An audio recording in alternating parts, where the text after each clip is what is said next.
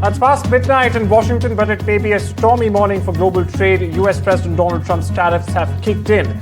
Marking the occasion with late-night post on Truth Social, Trump declared that billions of dollars would in fact start flowing into the United States from countries that, in his view here, have long taken economic advantage of Washington. Now, the new tariffs announced under the executive order titled Further Modifying the Reciprocal Tariff Rates impact nearly 70 countries. Now, tariff rate ranges from 10% all the way to 40%.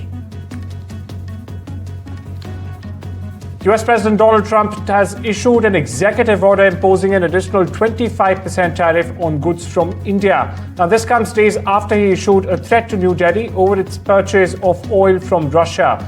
Indian goods will now face tariffs up to 50% after Trump's latest move. The White House, meanwhile, said the decision is aimed at strengthening measures taken to undo earlier sanctions against Russia following its actions in Ukraine. The US president had announced a 25% tariff on India last week. Now, in a sharp rebuke to Trump, PM Modi stressed that India will never compromise with the interests of its farmers as well as its fishermen. Now, the PM's remark come after the MEA also condemned the United States' decision to impose additional tariffs, calling the move unfair, unjustified, and unreasonable. Listen into what PM Modi and Trump had to say. साथियों, हमारे लिए अपने किसानों का हित सर्वोच्च प्राथमिकता है।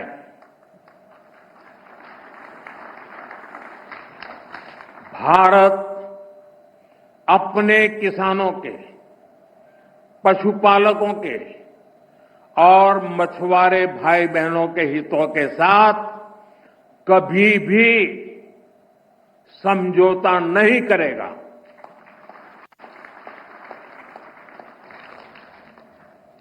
और मैं जानता हूं व्यक्तिगत रूप से मुझे बहुत बड़ी कीमत चुकानी पड़ेगी, लेकिन मैं इसके लिए तैयार हूं। मेरे देश के किसानों के लिए, मेरे देश के मछुआरों के लिए, मेरे देश के पशुपालकों के लिए आज भारत तैयार है। You know, we put a 50% tariff on India on oil. They're the second largest. They're very close to China in terms of the purchase of oil from Russia. If you do reach a deal with Ukraine and Russia, would you drop the additional tariffs on India? Well, we'll determine that later, but right now they're paying a 50% tariff. Okay. Indian officials have said that there are other countries that are buying Russian oil. It's okay. Like China, for instance, buys okay. more. Yeah. Why are you singling India out for these additional sanctions? It's only been 8 hours. So let's see what happens over the next. Sanctions. You're going to see a lot more. So this is a taste of. You're going to see a lot more. You're going to see so much secondary sanctions. Trump has also suggested that China could be the next target of steep new tariffs similar to those just imposed on India. Now, while China has been given the 90-day window when asked whether Beijing could face penalties for importing Russian oil, Trump said, and I quote here, "Could happen, depends on how we do it." Now, he warned reporters to expect a lot more secondary sanctions aimed at pressuring countries that continue energy trade with Russia. Meanwhile, China was not named in the executive order that doubled tariffs on Indian goods. The Treasury has already cautioned Beijing about possible economic consequences. Trump's comments further raise the stakes for the US-China trade ties, with fresh tariffs and sanctions once again looming large. Here's more. China is facing potential secondary sanctions for Russian oil. Then having that tariff or sanction rather or not hinges on what going forward? It may happen. I mean, I don't know. I can't tell you yet, but we did it with India. We're doing it probably with a couple of others. One of them could be China. Shifting our focus to the Far East, where National Security Advisor Ajit Dwal is in fact in Moscow to discuss India-Russia defense and security cooperation, as well as India's purchases of Russian oil. Reports suggest Dwal is also likely to meet Russian President Vladimir Putin. Staying with Russia, Trump also plans to meet Russian President Putin as early as next week and follow it up with a three-way meeting that in fact includes Ukrainian President Volodymyr Zilinski as well. Now, without any European leaders present, mind you. Now, the planned meetings came to light during a phone call Trump held on Wednesday with several European leaders. He reportedly told leaders that he plans to meet Putin soon and hopes to bring Zelensky into a follow-up meeting shortly after. Meanwhile, listen into what the US president had to say. Well, there's a very good prospect that they will. And we haven't determined where, but we had some very good talks with President Putin today. And there's a very good chance that we could be ending the round, ending the end of that road. That road was long and continues to be long, but there's a good chance that there will be a meeting very soon. Against the backdrop of growing uncertainty in India-US ties, PM Modi is expected to reach out to East Asia in the coming weeks. The Prime Minister will visit China for the first time in over 6 years, in a further sign of a diplomatic thaw with Beijing as tensions with the United States are on the rise. Modi will go to China for a summit of the Multilateral Shanghai Cooperation Organization, or the SCO, that begins on the 31st of August.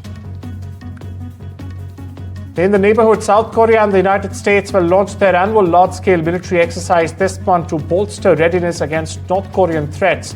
The allies have said Thursday in a move likely to anger Pyongyang amid a prolonged stalemate in diplomacy.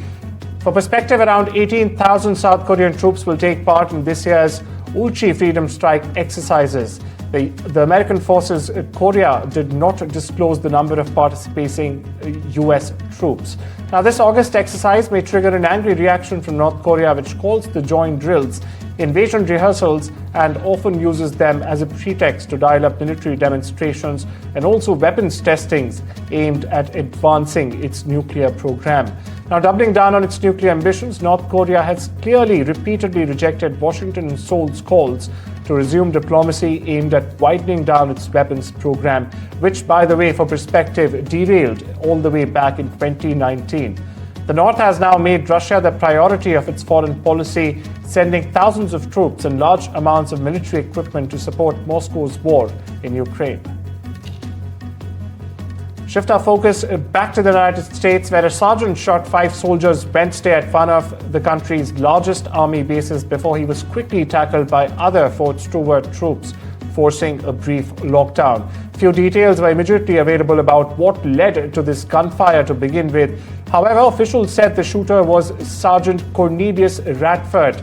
Now, the 28-year-old sergeant who used a personal handgun and not a military firearm.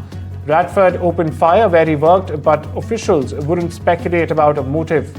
The injured soldiers, meanwhile, are stable and expected to make a full recovery.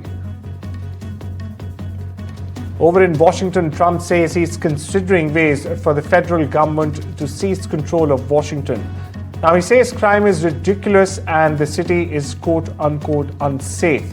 Trump renewed that idea after an attempted carjacking, in fact, and beating of one of the most prominent members of the Department of Government Efficiency, or DOGE, which was formerly, in fact, headed by Elon Musk. Meanwhile, listen into what Trump had to say on this matter. We're considering it, yeah, because the crime is ridiculous. I could show you a chart comparing D.C. to other locations, and you're not going to want to see what it looks like. It was just up on television, actually, they were showing it. Now, we want to have a great, safe capital, and we're going to have it. And that includes cleanliness and it includes other things. We have a capital that's very unsafe. We're going to beautify the city. We're going to make it beautiful. And what a shame. The rate of crime, the rate of muggings, killings, and everything else, we're not going to let it.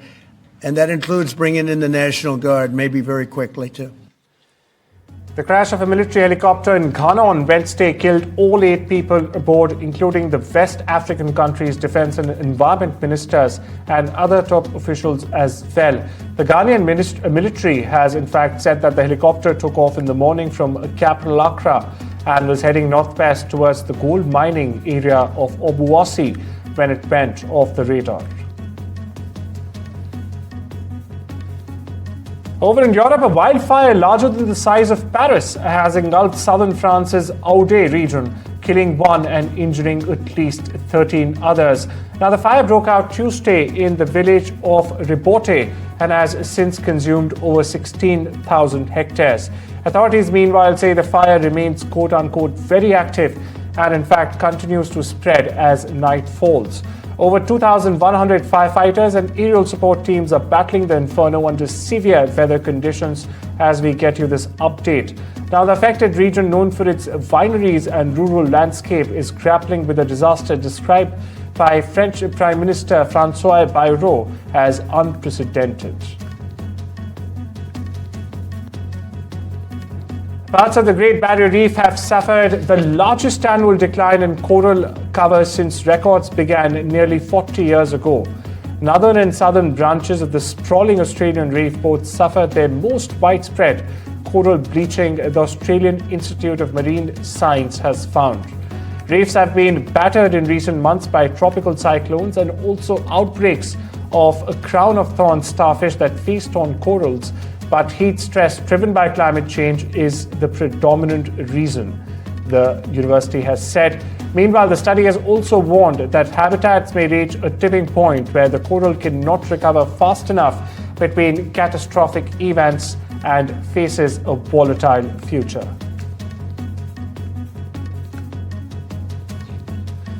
Life in the ancient Roman city of Pompei did not end with the volcanic eruption of the 79 AD. New data and traces uncovered during the restoration work on the Insula Meridionalis, the southern district of Pompei center, shows that the city was reoccupied after the eruption, presumably by survivors who returned and by people coming in from other places as well. This new human settlement existed in a disorganized and a precarious state until the 5th century AD, when Pompei was finally abandoned. These hypotheses have already been advanced in the past, but now seem to be confirmed, in fact, by the data that emerged during the work on safety measures, restoration and consolidation of the Insula Meridionalis in Pompei, published in the e-journal of the Pompei excavations.